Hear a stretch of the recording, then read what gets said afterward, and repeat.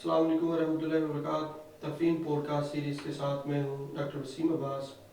یہ pod cost series شعور foundation کے زیر اہتمام نشر کی جا رہی ہے۔ شعور فاؤنڈیشن کا ایک انیشیٹو ہے تفہیم، جس کا بنیادی مقصد یہ ہے کہ معاشرے کے اندر بین المسالک اور بین المذاہب ہم آہنگی کو فروغ دیا جائے۔ اس سلسلے میں آج ہم ایک موضوع پر بات کرنے جا رہے ہیں جس کا عنوان ہے کہ اختلاف رائے کا احترام ہم آہنگ معاشرے کی بنیاد۔ تو اس موضوع پر بات کرنے کے لیے ہم نے جس شخصیت کو دعوت دی ہے مفتی ہیں، مفتی ضیاء الدین ان کا نام ہے، بنوری ٹاؤن کراچی سے فاضل ہیں اور تعلیم و تعلم کے سلسلے کے ساتھ یہ عرصہ 15 سال سے جو ہے وہ جڑے ہوئے ہیں۔ آج کل ایک جامع مسجد کے امام و خطیب بھی ہیں اور ایک مدرسے کی ذمہ داری بھی ادا کر رہے ہیں۔ تو آئیے ان سے ملتے ہیں اور اس موضوع کے اوپر ان سے رہنمائی لیتے ہیں۔ السلام علیکم ورحمۃ اللہ وبرکاتہ مفتی صاحب۔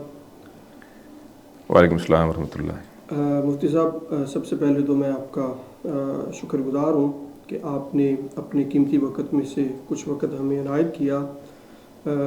ہمارا جو آج کا موضوع ہے وہ بڑا ہی اہم ہے اور اس وقت ہماری سماج کو اس کی بہت ضروری ہے، وہ ہے کہ اختلاف رائے کا احترام۔ تو میں آپ سے یہ جاننا چاہوں گا کہ اختلاف رائے سے کیا مراد ہے، اس کو تھوڑا سا واضح کیجیے۔ جی بہت شکریہ ڈاکٹر صاحب، آپ نے یاد کیا اور اس موضوع پہ بات کرنے کے لیے آپ نے ہمیں دعوت دی، آپ کا بہت بہت شکریہ۔ سب سے پہلے تو اختلاف رائے سے کیا مراد ہے، آپ کا یہ سوال ہے۔ تو اختلاف کے مقابل ایک اور اصطلاح استعمال ہوتی ہے، ہم ان دونوں کو مقابل میں رکھ کر اگر سمجھ لیں تو سمجھنا زیادہ آسان ہوگا ہمارے لیے۔ اختلاف کے مقابل ایک اصطلاح استعمال ہوتی ہے خلاف یا مخالفت کی۔ ٹھیک ہے۔ تو ان دونوں کو اگر ہم پیرلل جو ہے وہ دیکھیں تو پھر ہمیں سمجھنے میں زیادہ آسانی ہوگی، اس طور پر کہ اختلاف سے مراد کسی بھی چیز کو حسن نیت کے ساتھ دلیل کی بنیاد پر صحیح یا غلط سمجھنا۔ ٹھیک ہے۔ حسن نیت کے ساتھ دلیل کی بنیاد پہ کسی چیز کے بارے میں غلط یا صحیح ہونے کی رائے قائم کرنا۔ ٹھیک ہے، وہ رائے صحیح بھی ہو سکتی ہے، غلط بھی ہو سکتی ہے اور صحیح بھی ہو سکتی ہے، لیکن اس کے پیچھے دلائل بنیاد بنیں گے اس کے۔ جبکہ خلاف اور مخالفت عموماً، ایک عمومی بات کر رہا ہوں میں، عموماً خلاف اور مخالفت وہ جہالت، تعصب اور نفس پرستی کی بنیاد پہ ہوتے ہیں، یعنی یہ تینوں عناصر خاص طور پر اس میں کار فرما ہوتے ہیں۔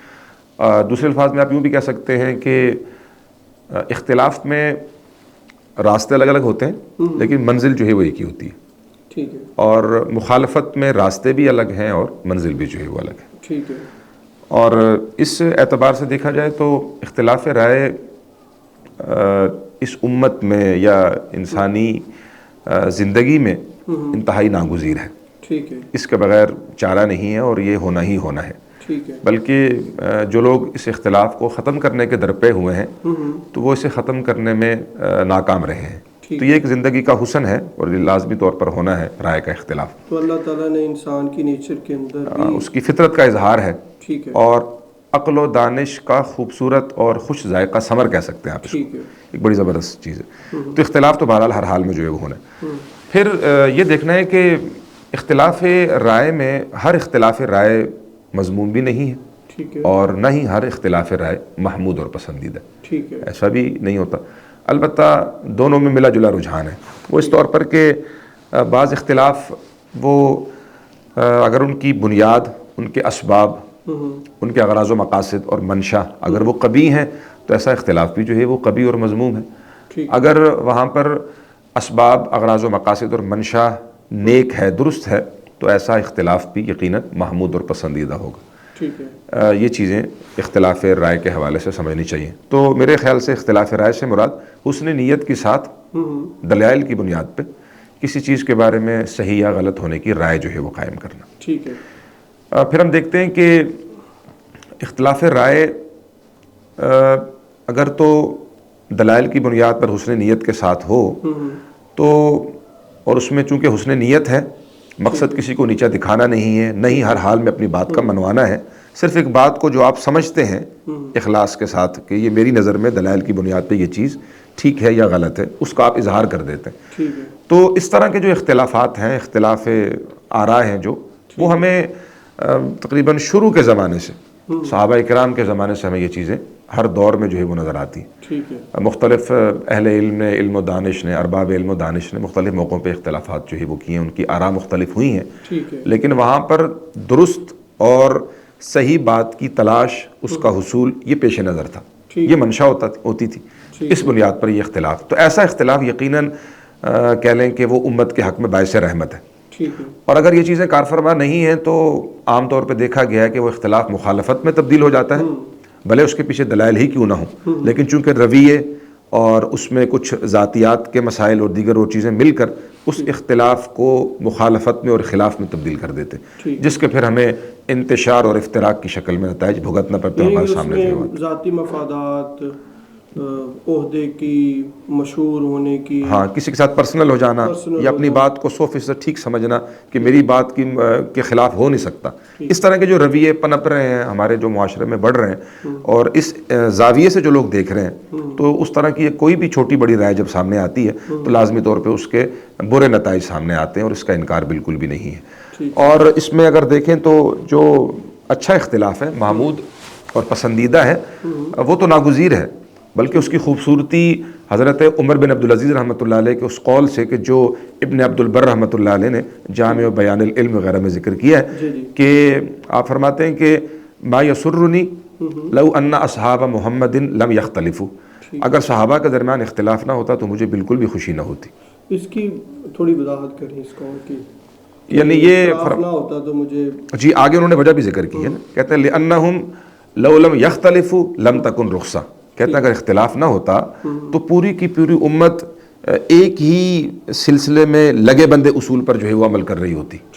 اب چونکہ آپ کے پاس جب ایک ہی مسئلے میں مختلف قسم کے اقوال آ جاتے ہیں، مختلف آراء سامنے آ جاتی ہیں، تو ایسے میں پھر ارباب علم و دانش اپنے حالات، وقت کے تقاضے، سہولت، ضروریات کے پیش نظر، جس کو وہ اپنے دلائل کے پیش نظر حسن نیت کے ساتھ درست سمجھتے ہیں، اسے وہ اٹھا لیتے ہیں اور لے لیتے ہیں، اور بہت سے لوگ ان کی اتباع میں جو ہے وہ لگ جاتے ہیں. تو اس طریقے سے کیا ہوا، آپ کو چوائس کا موقع مل گیا، آپ کو انتخاب کا موقع مل گیا، اور ایک سہولت جو ہے وہ پیش نظر ہو گئی، اور اس میں سہولت ہے. تو یہ اختلاف اگر صحابہ میں نہ ہوتا تو حضرت عمر فرماتے ہیں، عمر عبدالعزیز رحمۃ اللہ علیہ، کہ اس صورت میں پھر مجھے خوشی نہ ہوتی. تو یہ اختلاف صحابہ کے درمیان ہونا، یہ جو آراء کا اختلاف ہے، یہ محمود اور پسندیدہ ہے، اور اس کی وجہ سے امت میں سہولت ہوئی ہے، آسانی ہوئی ہے، اور امت کسی مصیبت میں مبتلا جو ہے وہ نہیں ہوئی ہے. اور اس کی ایک مثال اور بھی ہمارے سامنے آتی ہے، اس طرح کے جو محمود اختلاف ہے، یا اس میں دیکھیں تو موطا امام مالک حدیث کی بڑی مشہور کتاب ہے، اور اس کی شرح ہے اوجز المسالک. شیخ الحدیث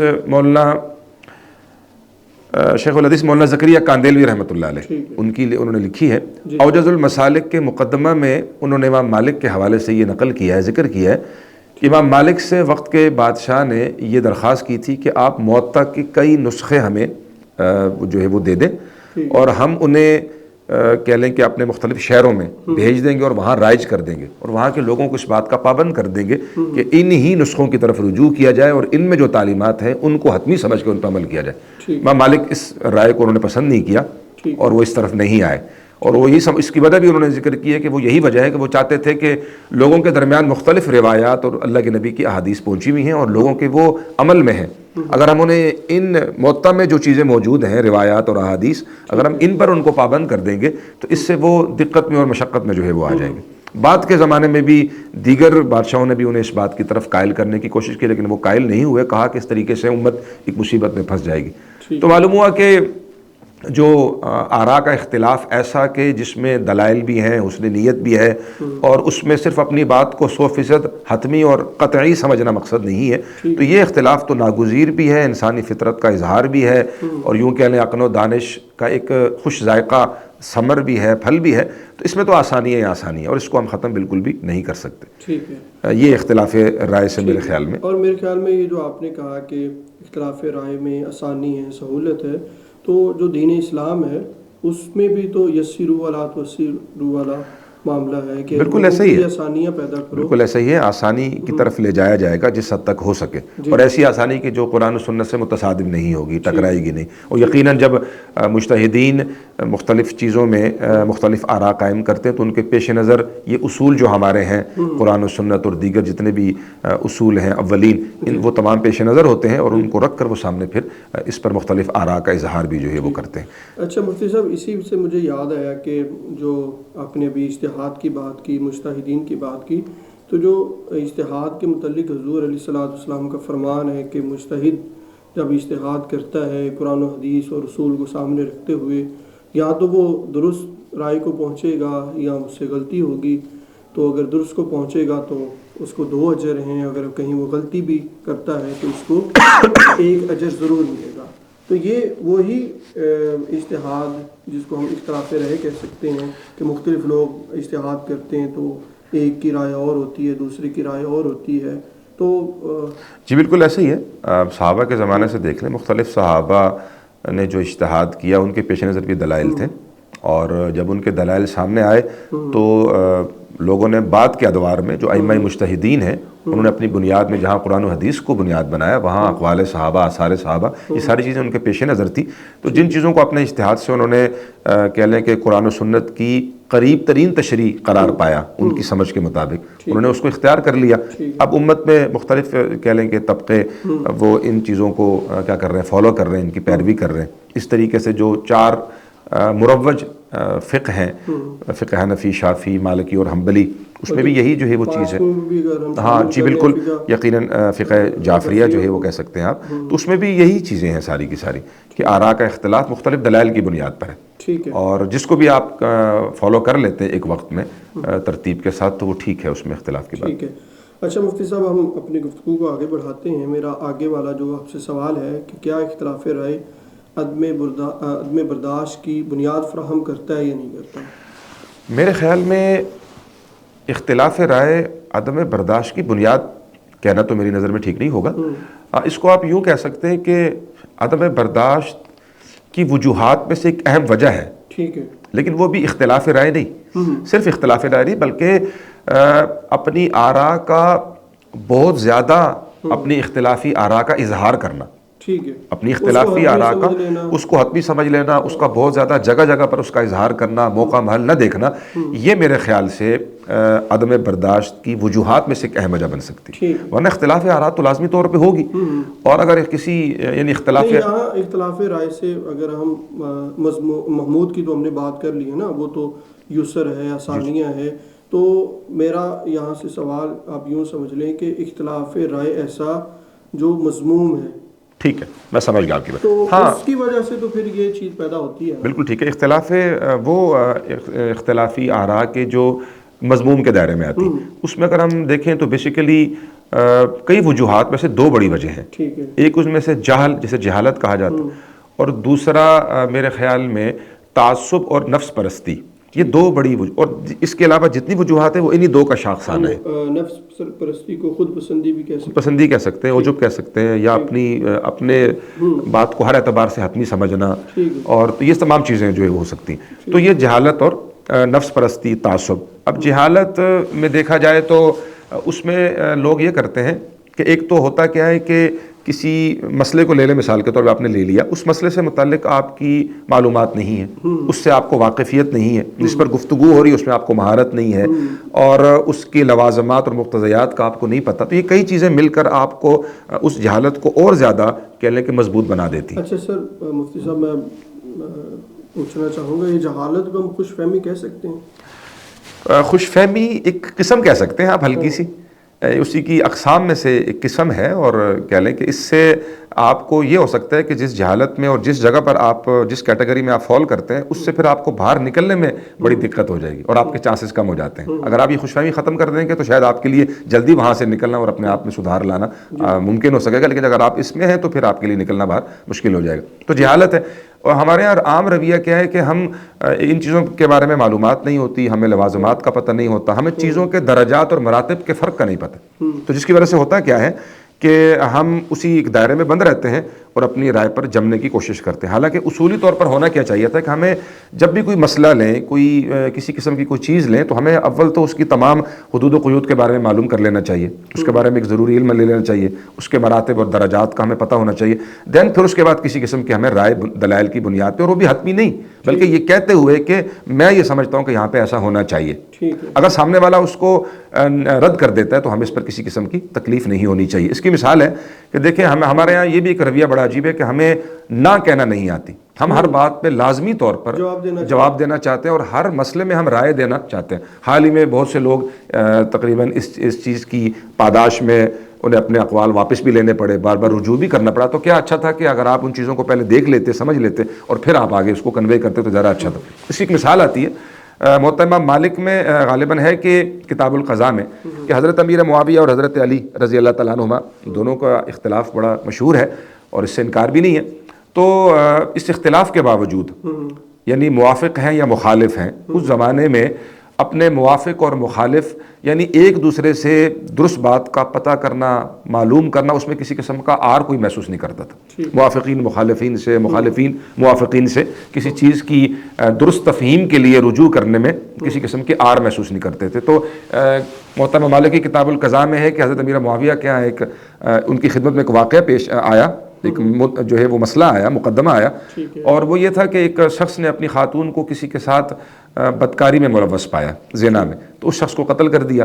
اب جب مقدمہ ان کے پاس آیا تو اب قاتل ہونے کا تقاضا تو یہ تھا کہ اس قاتل کو جو کہ شوہر تھا اس کو قتل جو ہے وہ کر دیا جائے, اس سے قصاصاً قتل کیا جائے.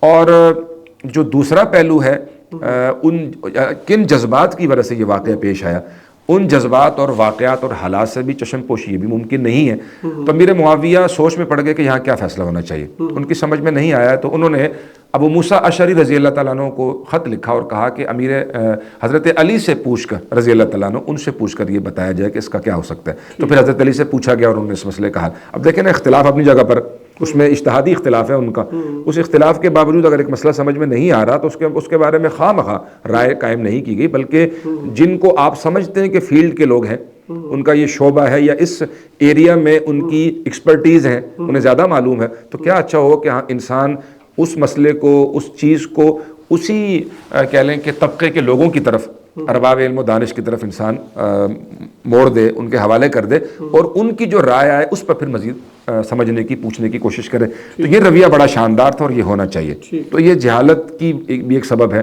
پھر تعصب و نفس پرستی ہے, یعنی لسانی اور زبانی ہم آہنگی, سیاسی اشتراک, اس طریقے سے اور بے شمار چیزیں انسان جانتا ہے, سمجھتا ہے, لیکن ان وجوہات کی بنا پر پھر وہ یا پھر نفسانی خواہشات کی تکمیل کہ نفس کے ہاتھوں مجبور ہے, تو پھر وہ کہہ لیں کہ اپنی رائے کا اظہار بھی ضروری سمجھتا ہے ہر وقت, بغیر سمجھے کسی چیز کو, مسئلے کو جانے, اور ساتھ ہی وہ یہ کرتا ہے کہ اس پر ڈٹ جاتا ہے اور اڑ جاتا ہے, جس سے قباحتیں پیدا جو ہے وہ ہوتی ہیں. اچھا, یہ جو تعصب والی اور جہالت والی, خوش فہمی والی یہ جو جہالتیں پیدا ہوتی ہیں, جس کے نتیجے کے اندر انسانی شخصیت کے اندر عدم برداشت کا رجحان اور پھر اسی طرح معاشرے کے اندر یہ پھیلتا چلا جاتا ہے, اختلاف رائے کے احترام کے ساتھ ہم اس کو کم کیسے کر سکتے ہیں؟ کم کرنے کے حوالے سے میرے خیال سے تو ہر شخص کو اپنی ذات سے شعور حاصل کرنے کی ضرورت ہے. ٹھیک ہے, یعنی ہر شخص اپنے اعمال کا جواب دہ ہے, اور اپنی ہر شخص کی جو ایک شخصیت ہے, اس کا جو کردار ہے, وہ معاشرے میں یا تو مثبت رول ادا کر رہا ہے یا منفی رول ادا کر رہا ہے. وہ بڑے پیمانے پر ہے, چھوٹے پیمانے پر ہے, بہرحال ہے ضرور, اس لیے کہ معاشرہ افراد سے تشکیل پاتا ہے, افراد بیسک اس کی اکائی ہیں.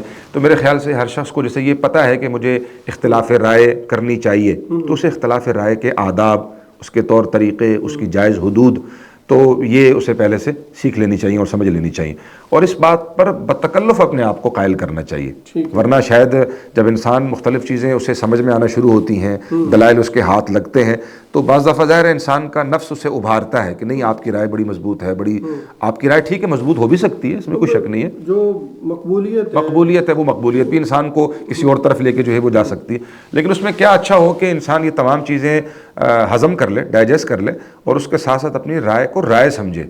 یہ کوئی قرآن و سنت کی طرح حتمی چیزیں تو نہیں ہیں کہ جن آپ کا کہا ٹالا نہیں جا سکتا یا رد نہیں کیا جا. تو شعور میرے خیال سے ہر انسان کو, جس کو یہ پتہ نا کہ اختلاف رائے ہو سکتا ہے, تو وہ یہ شعور آہستہ آہستہ بتکلف اپنے اندر اتار بھی سکتا ہے, حاصل کر سکتا ہے. پھر اپنی ذات کے علاوہ آپ کو بطور کردار کے، رول ماڈل کے، آپ کو اوروں کے سامنے اس کے مظاہر بھی پیش کرنے چاہیے. آپ کو عملی طور پر بھی اس کا اظہار لوگوں کے سامنے مختلف محافل میں، مختلف مجالس میں، قلم و کرتاس کے ذریعے سے، گفتگو کے ذریعے سے آپ کو اس چیز کا اظہار بھی بہرحال برملا جو ہے وہ کرنا چاہیے. اس کے ساتھ ساتھ پھر لوگوں کے درمیان جہاں جہاں آپ کی اپروچ ہے، آپ کی کسی دینی ادارے میں اپروچ ہے، کسی عصری علوم کے ادارے میں اپروچ ہے، اپنے خاندان میں جن لوگوں تک آپ کی اپروچ ہے، دوست احباب میں، ان کو بھی اس چیز کی طرف متوجہ کیا جائے اور ان سے پازیٹیولی بات کی جائے کہ بھائی اختلاف آراء یقیناً یہ مانی جائے گی یا ناگزیر ہے، لیکن اس میں جو حدود و قیود ہے ان کا لحاظ کرنا بڑا ضرورت ہے. میرے خیال سے موٹیویٹ کرنے کی بڑی ضرورت ہے. ٹھیک ہے. اچھا مفتی صاحب، آپ بڑی اچھی ہماری رہنمائی کر رہے ہیں. ہم اس موضوع کو تھوڑا آگے بڑھاتے ہیں. تو آپ کیا سمجھتے ہیں کہ مختلف ہمارے ہاں جو مذہبی یا ثقافتی عقائد ہیں، مختلف ہمارے جو سوچ اور فکر کے دائرے ہیں، یعنی کہ اس کا تعلق ہمارے مذاہب، کیونکہ پاکستان ایک ایسی سوسائٹی ہے جہاں پر مختلف مذاہب کے لوگ بھی رہتے ہیں.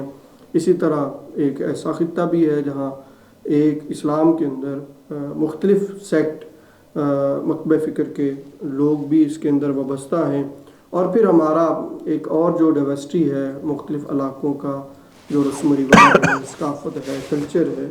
اب ان تمام چیزوں کا احترام کتنا ضروری ہے، اور کیا ہم ان تمام چیزوں کا احترام کرتے ہوئے کیا ایک اچھے ہم آہنگ معاشرے کی بنیاد کو تشکیل دے سکتے ہیں؟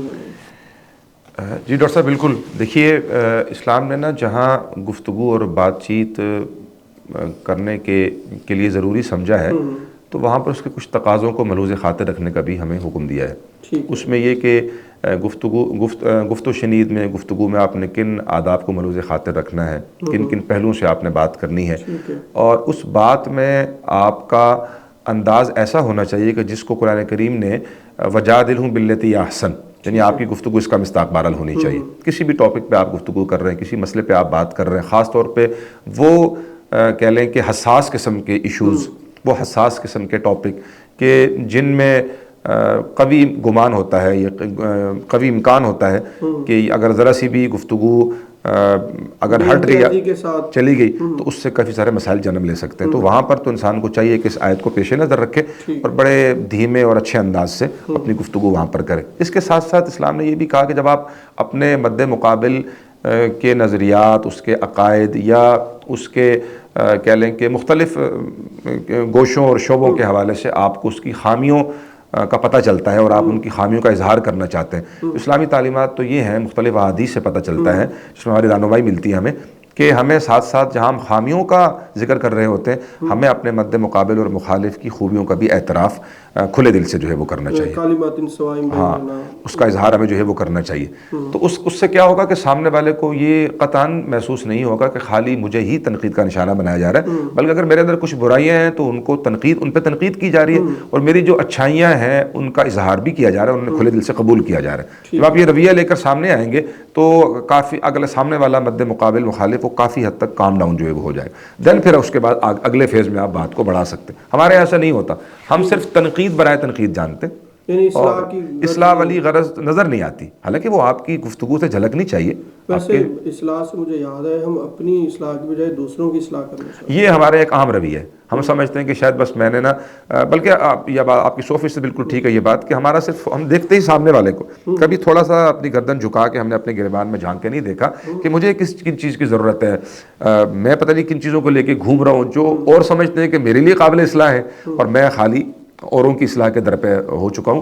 تو ان چیزوں میں نا ہمارے یہاں اعتدال نہیں ہے، بیلنس نہیں ہے. تو اس لیے خاص طور پر دیکھیں، قرآن عقائد اور نظریات تو انبیاء کی شریعتیں بدلتی رہی ہیں، انبیاء کی شریعتیں زمان و مکان کے لحاظ سے بدلتی رہی ہیں، لیکن ہمیں امور اعتقادیہ میں، نظریات میں اور عقائد میں ہمیں فرق نظر نہیں آیا. قرآن کریم نے بڑے واضح انداز سے یہ بات ذکر کی ہے کہ شرع لکم من الدین ما وصی بہ نوح، کہ اللہ نے تمہیں وہی شریعتیں جو ہیں وہ دی ہیں جو اس سے پہلے حضرت نوح اور دیگر انبیاء کو جو ہے وہ دی. تو امور اعتقادیہ میں کسی قسم کا اختلاف نہیں.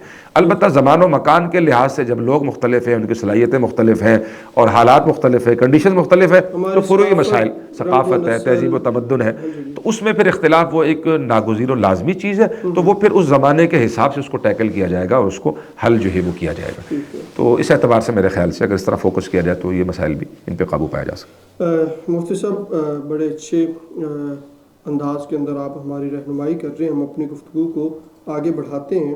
تو کیا مختلف مذاہب کی ہم نے بات کر لی ہے اور مسالک کے حوالے سے بھی آپ نے گائیڈ کر دیا ہے، تو میں میں نے پہلے بھی سوال کیا، تیسرا حصہ تھا کلچر کا، جو ہمارے مختلف رنگ و نسل ہے. سب کانٹیننٹ کا تھوڑا سا الگ سے کلچر ہے. یہاں ہم سب کانٹیننٹ کی آرین سے اب ہسٹری دیکھتے ہیں، تو ایک بڑا عجیب و غریب کلچر ہے. اب اس میں آپ ہمارے ہاں سندھ کا کلچر ہے، بلوچستان کا کلچر ہے، پنجاب کا ہے، گلگت بلتستان کا ہے، خیبر پختونخوا کا ہے، کشمیر کا ہے. تو ہم سب تو میجورٹی کے اندر مسلمان ہی ہیں، لیکن بہت ساری ہماری جو عبادتیں ہیں، بہت سارے ہمارے جو مذہبی تہوار ہیں وہ ہم سیلیبریٹ کرتے ہیں. تو یہ جو کلچر کا فرق ہے، یہ کیا ہمیں اس کو مد نظر رکھنا چاہیے یا ہمیں بالکل بھی ان کی جو ہے فکر نہیں کرنی چاہیے؟ دیکھیں، کلچر کا جو فرق ہے، ثقافت کا جو فرق ہے، یہ تو لازمی طور پر ہونا ہی ہونا ہے. جب ہمارے ہاں اس ملک میں صوبوں کی ڈویژن اور تقسیم ہے، تو ان صوبوں میں بسنے والے، پھر مختلف کاسٹ اور ذاتوں سے تعلق رکھنے والے، مختلف بولیاں بولنے والے، مختلف زبانیں بولنے والے لوگ، پھر ان کا رہن سہن، طور طریقہ، آپس میں معاشرت، یہ ساری چیزیں لازمی طور پر مل کر ایک مختلف چیزیں جو ہے وہ جنم لیتی ہیں اس سے. تو تہذیب و جہاں تک تہواروں کی بات ہے، تو مسلمان ہونے کے ناطے تو جو تہوار دائرے میں آ رہے ہیں اس شریعت کے اسلام کے دائرے میں، وہ تو منانے ہی منانے.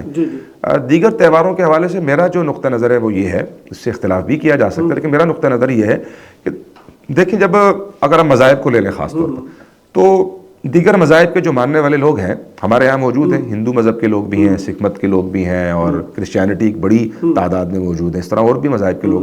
تو دیگر مذاہب کے لوگ، چونکہ اسلام نے تو کہا کہ لا اکراہ فی الدین، دین میں جبر نہیں. اب زبردستی پکڑ کے کسی کو اسلام مسلمان تو نہیں کیا جا سکتا، انہوں نے رہنا ہی رہنا ہے. پھر ہمارے ملک میں وہ ایک شہری کی حیثیت سے قانون کی پاسداری کے ساتھ جو ہے وہ رہ رہے ہیں. تو اس اعتبار سے انہیں ان کے تہواروں کو منانے کے حوالے سے مکمل طور پہ آزادی ہونی چاہیے، اپنے دائرے میں رہتے ہیں پرامن طریقے سے. ہم ان کے تہواروں میں اگر شریک نہیں ہوتے، جیسا کہ میرا نقطہ نظر ہے کہ میں شریک نہیں ہوتا، لیکن میں انہیں ان کی حدود میں ان کے تہواروں کو منانے پر میں کرٹیسائز بھی نہیں کرتا.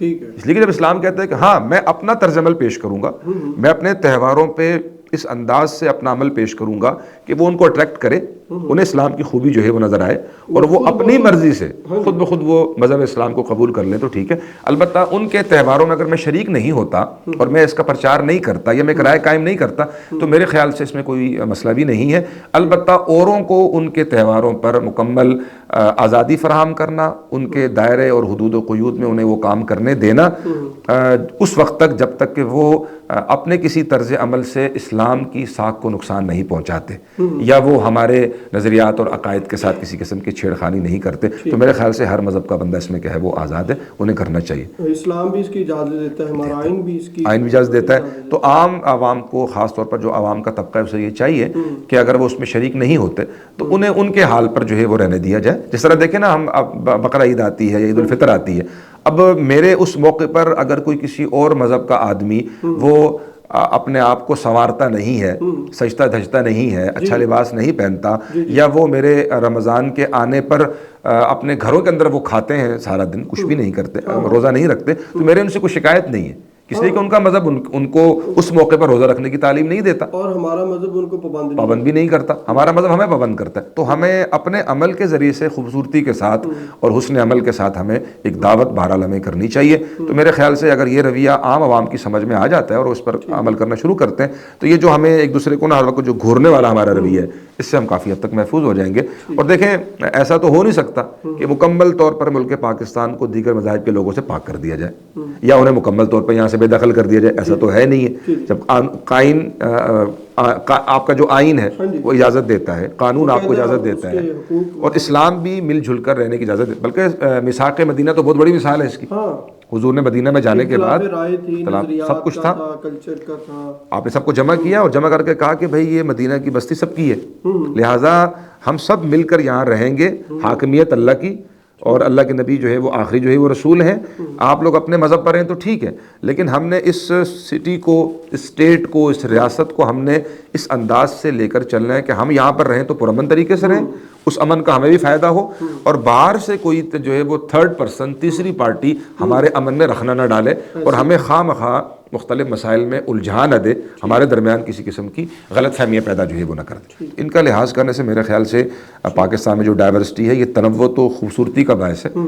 پتہ نہیں کیوں ایسا ہو رہا ہے، وقتاً فوقتاً کسی کی نظر لگ جاتی ہے، مسائل کریٹ ہو جاتے ہیں. البتہ ہونے نہیں چاہیے میرے خیال سے. اچھا مفتی صاحب، ہم نے بڑی اچھی گفتگو کی. میرا آخری آپ سے یہ سوال ہوگا کہ اب بہت ساری تعداد تعلیمی اداروں کے ساتھ جڑی ہوئی ہے، خاص طور پر ہماری نوجوان نسل، کالج کے اندر، سکولز کے اندر، یونیورسٹیز کے اندر، جس میں کو ایجوکیشن بھی ہے، مختلف مسالک کے لوگ بھی ہیں، اور مختلف یونیورسٹیز کے اندر تو اچھی خاصی تعداد ہے، مختلف مذاہب کے لوگوں کی بھی ہوتی ہے. اسی طرح سٹاف کے اندر، فیکلٹی کے اندر، مینجمنٹ کے اندر یا سپورٹنگ سٹاف کے اندر. تو یہ ہماری ایک خوبصورتی، ہمارے اداروں کے اندر بھی ڈائیورسٹی کی، مسالک کے اعتبار سے، مذاہب کے اعتبار سے، مختلف کلچر کے اعتبار سے بھی یہ ملتی ہے مثالیں. تو ہم کس طرح ایک دوسرے کی جو رائے ہے اس کا احترام کرتے ہوئے ایک پرامن معاشرہ تشکیل دے سکتے ہیں تعلیمی اداروں کے حوالے سے خاص طور پر؟ جی، بڑا اچھا سوال ہے آپ کا. دیکھیں، ہم خود بھی ایجوکیشن کی فیلڈ سے وابستہ ہیں، پڑھا رہے ہیں، کلاسز میں آنا جانا ہوتا ہے، اور طلباء اور طالبات مختلف قسم کے سوالات بھی ہم سے جو ہے وہ کرتے ہیں، اور اس میں وہ پوچھنا بھی چاہتے ہیں. اس میں ایک ٹیچر کا، ایک مربی کا، ایک معلم کا بہت بڑا امتحان ہوتا ہے کہ آپ نے کس انداز سے گفتگو کرنی ہے، اور اس سوال میں جو کہ بڑا معنی خیز سوالات بعض دفعہ ہوتے ہیں، ان کو آپ نے کیسے ٹیکل جو ہے وہ کرنا ہے. تو میرے خیال سے اساتذہ، معلمین، مربی، جتنے بھی لوگ ہیں جو اپنے سے ماتحت لوگوں کے ساتھ ایفیلیٹ ہیں، اٹیچ ہیں، اور ان کی تعلیم و تربیت کی فکر مندی میں رہتے ہیں، تو ان کے لیے ضروری ہے کہ وہ جہاں جہاں تعلیم کے شعبوں سے وابستہ ہیں، جس کسی ادارے کے اندر، وہاں کے اسٹوڈنٹس کو، وہاں کے طلباء اور طالبات کو یہ چیز باور کرانے کی اور سمجھانے کی کوشش کریں کہ دیکھیں، ایگریسو ہونا، جارحانہ پن اختیار کرنا، اور اپنی باتوں کو قطعی سمجھنا، حتمی سمجھنا، سامنے والے کو سپیس نہ دینا، سامنے والا جو بات کر رہا ہے اسے اس کی اپنی بات کی تشریح کا موقع نہ دینا، یہ سراسر وہ باتیں جو عقلاً بھی غلط ہے اور نقلاً بھی غلط ہے. اس کا تقریباً ہر عقل رکھنے والا اور منصف پسند آدمی، انصاف پسند آدمی، وہ تقریباً کہہ لیں کہ اس بات کو سمجھتا ہے کہ یہ ٹھیک جو ہے وہ نہیں ہے.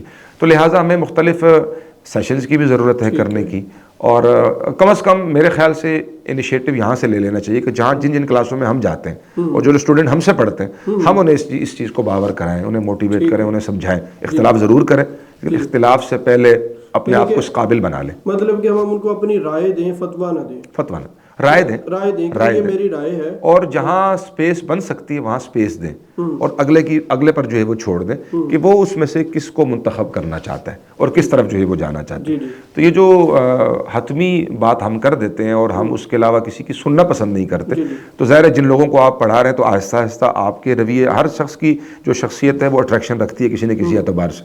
اگر کلاس میں 50 اسٹوڈنٹس ہیں تو 50 نہ صحیح تو 10-12 ضرور انسان اپنے کسی ایک استاد کو کاپی کرنا شروع کر دیتے ہیں. تو آہستہ آہستہ وہ رویے انسان کے اندر جڑ پکڑ جاتے ہیں، مضبوطی پکڑ جاتے ہیں. تو کیا اچھا ہو، معاشرے کی بنیاد اس طریقے سے بن سکتی. جب آپ پہ ٹھہراؤ آ جاتا ہے، آپ کا سوچنا بڑا ٹھہراؤ کے ساتھ ہے، آپ کا اختلاف بڑا ٹھہراؤ کے ساتھ ہے، اور آپ اگلوں کی باتوں کو انڈرسٹینڈ کرنا جانتے ہیں، سمجھنا جانتے ہیں اور سمجھنا چاہتے ہیں، اور دین پھر اپنی بات کو ایک رائے کے طور پہ ذکر کرتے ہیں، نہ کہ حتمی. تو اس سے ایک بڑا اچھا کہہ لیں کہ سائن جاتا ہے، اور ماحول بڑا اچھا بنے گا، فضا بڑی اچھی بنے گی. میرے خیال سے مختلف سیشنز ہونے چاہیے، اور ایسے علماء اور اسکالر کو بلانا چاہیے کہ جنہیں اس میں مہارت ہے. دیکھیں اختلاف رائے بھی ایک اپنا ایک ملکہ جن لوگوں کے پاس ہے اختلاف کرنے کا, یقیناً اس سے ڈینائی تو نہیں کیا جا سکتا, انکار تو نہیں ہے. اس لیے میرے خیال سے ان لوگوں سے تعلق, ان سے رابطہ, مختلف کتب ہیں اس معاملے میں جس میں ہمیں اختلاف رائے کے آداب, حدود و قیود, ان کو پڑھنے کے بعد عملی طور پر اس پر مشق, اپنی گفتگو میں اس کا اظہار, قلم کرتاس کے ذریعے اس کا اظہار, جب یہ پریکٹس ہوتی رہے گی تو آہستہ آہستہ ہم اچھائی کی طرف بہرحال بڑھتے رہیں گے. تو میرے خیال سے ہمیں اپنے اسٹوڈنٹس, طلباء اور طالبات, ان پر اس اعتبار سے انہیں موٹیویٹ کرنے کی ضرورت ہے کہ اختلاف آپ ضرور کریں, البتہ یہ ہے کہ اس میں سامنے والے کو سپیس دیں, تھوڑی جگہ جو ہے وہ دیں, تاکہ آپ کا کانفلکٹ جو ہے وہاں پر وہ مزید جو ہے وہ بڑھے نہ, وہ کسی طرف جو ہے وہ لگے. تو اس انداز سے ہم تعلیمی اداروں میں کام کریں. آخری بات یا چند جملوں میں آپ اگر یہ بتا سکیں کہ اختلاف رائے کا احترام کے لیے یا اس کو سمجھنے کے لیے 2-3 موٹی اصول بتا دیں, باتیں بتا دیں کہ ہم ان چیزوں کا اگر خیال رکھیں تو ہم ایک پرامن معاشرہ تشکیل دے سکتے ہیں. ضرور. خلاصے کے طور پہ بڑی 2-3 باتیں میرے ذہن میں آتی ہیں, انشاءاللہ مفید ہوں گی. وہ یہ کہ پہلی بات جو میں عرض کروں گا, میں نے شروع میں ذکر کی تھی آغاز میں, گفتگو کے آغاز میں, کہ یہ بات مجھے مطلب کم آئیگی بھی ہے, کم علمی بھی ہے, ہر چیز ہے, میں اس چیز کو سمجھتا ہوں. تو ہر جگہ پر ہر مسئلے کے بارے میں اپنی رائے کے اظہار پر جلدی نہ کریں, اور رائے کے اظہار میں جلد بازی کا بالکل معاملہ نہ کریں, بلکہ آپ تسلی سے اس مسئلے کو, اس چیز کو آپ دیکھیں, سوچیں, جو کوئی بات کر رہا ہے اس کی بات کو پہلے انڈرسٹینڈ کریں, پہلے سمجھیں اور سامنے والے سے وضاحت لیں. دین اس کے بعد پھر اپنی رائے قائم کرنے کے لیے دوسری بات کہ آپ کو دونوں زاویوں سے دلائل کی تلاش ہونی چاہیے کہ وہ جو بات کر رہا ہے کس ممکنہ حد تک ہم اس کو درست دلائل کے ساتھ اٹیچ کر سکتے ہیں, اکاموڈیٹ کر سکتے ہیں. اگر نہیں ہو رہا تو پھر ہم جو ہے وہ کہہ لیں کہ اس کو غلط کہنے والے دلائل کی طرف ہمیں جو ہے وہ آنا چاہیے. اور یہ تقریباً بڑا پیارا اصول ہے کہ آپ حتی الوسع اس گفتگو کو پازیٹیو اور مثبت پہلوؤں کی طرف لے کر آپ جو ہے وہ جائیں جتنا ممکن ہے. یعنی اس میں یہ ضروری ہوگا کہ وہ کسی کہہ لیں کہ ہمارے جو اصول ہیں ان سے ان کا تصادم نہ ہو البتہ, اور آپ سمجھتے ہیں کہ نہیں جا رہا یا آپ کی جتنی ایبلٹی ہے اس کے مطابق وہ چیز آپ کی سمجھ میں نہیں آ رہی ہے, تو آپ کو پھر جو ہے وہ غلط والے دلائل کے ساتھ اس کو اٹیچ کرنے کی اجازت بہرحال ہو جاتی ہے. البتہ رائے کے اظہار میں جلدی نہیں کرنی چاہیے. ہم بڑا نقصان دیکھ رہے ہیں, ماضی قریب میں ہم نے دیکھا کہ بہت سے لوگ ہر جگہ پر, جب سے یہ سوشل میڈیا کا کہہ لیں کہ ایک بہت زیادہ چلن ہوا ہے اور ایک دوسرے سے کمیونیکیشن بڑی اب آسان ہو گئی ہے, تو اب آپ کو ہر وقت لائیو ہونا بھی ضروری نہیں ہے. آپ ریکارڈ کر کے اپنی بات کسی پلیٹ فارم پہ چھوڑ دیتے ہیں, لوگ اس کو لاکھوں کی تعداد میں جو ہے وہ دیکھتے ہیں آنن فانن. تو ایسے میں میرے خیال سے بڑا سوچ سمجھ کے قدم اٹھانا چاہیے. اور یوٹیوب پہ ہم نے دیکھا بہت سے لوگوں نے ایک مسئلہ سامنے آیا, ایک کسی پارٹی کی طرف سے گفتگو سامنے آئی, فوراً اس پہ ریکارڈ کروا کے اپنی ویڈیو اپلوڈ کر دی یا آڈیو اپلوڈ کر دی, اس طرح کی چیزیں, اور پھر بعد میں انہیں رجوع کرنا پڑا. تو یہ رویہ میرے خیال سے غلط ہے, ٹھیک نہیں ہے. تو اس پر اگر قابو پا لیا جاتا ہے تو انشاءاللہ آپ دیکھیں گے کہ وہ جو عدم برداشت کا رویہ ہے نا, اس کو میں اس کے ساتھ لنک کروں گا, عدم برداشت. جب آپ اس طرح کی باتیں ہر وقت اپنی رائے کا فوری اظہار بغیر سوچے سمجھے کریں گے ہی نہیں, جب آپ نہیں کریں گے تو آپ کی بات مارکیٹ میں نہیں آئے گی, جب نہیں آئے گی تو سامنے والے کو اشتعال بھی نہیں ملے گا, اسے مشتعل ہونے کی چانسز جو ہے وہ کم ہوتے چلے جائیں گے. تو آپ دیکھ سکتے ہیں کہ یعنی بہت جلدی اور بغیر سوچے سمجھے اپنی رائے کا اظہار ویسے بھی جلدی تو کہا گیا شیطان کی طرف سے ہے. تو میرے خیال سے جو رحمان کی طرف سے کام ہے وہ ہمیں کرنا چاہیے اور اسی پہ ہمیں اپنے آپ کو کاربند رکھنا چاہیے. تو انشاءاللہ یہ مفید رہے گا. بہت شکریہ مفتی صاحب, آپ نے اس اہم موضوع کے اوپر کہ اختلاف رائے ہے کیا اور اس کا احترام کیوں ضروری ہے اور اس کے ساتھ ہم ایک ہم آہنگ معاشرے کی بنیاد فراہم کر سکتے ہیں, تو اس پر ہماری بہترین رہنمائی فرمائی.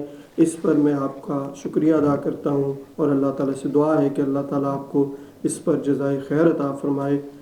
بہت بہت شکریہ. بہت شکریہ آپ کا بھی, اللہ تعالیٰ آپ کو جزائے خیر.